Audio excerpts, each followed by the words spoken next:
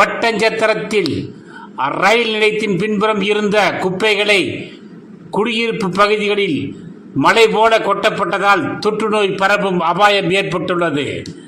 திண்டுக்கல் மாவட்டம் ஒட்டஞ்சத்திரம் ரயில் நிலையத்தில் 10க்கும் மேற்பட்ட ரயில் நின்று செல்கிறது. ரயில் நிலையத்துக்கு பின்பகுதியில் ரயில்வே நிர்வாகத்துக்கு சொந்தமான காலி இடத்தில் பிளாஸ்டிக் குப்பைகளாக பல ஆண்டுகளாக கிடந்தது.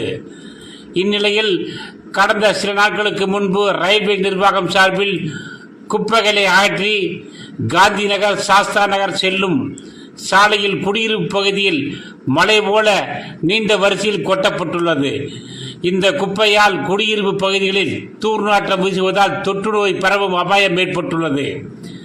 இந்த சாலையில் வாகன ஓட்டிகள் மற்றும் பொதுமக்கள் நடந்து கூட செல்ல முடியாத நிலை ஏற்பட்டுள்ளது.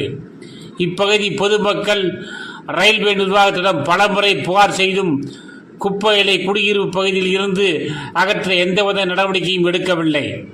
ஒட்டஞ்சத்திரம் நகராட்சி நிர்வாகம் உடன் தலையிட்டு ரயில் நிலையத்திற்கு பின்புறம் உள்ள குப்பைகளை அகற்றுவதற்கு நடவடிக்கை எடுக்க வேண்டும் என்று பொதுமக்கள் கோரிக்கை விடுத்துள்ளனர்.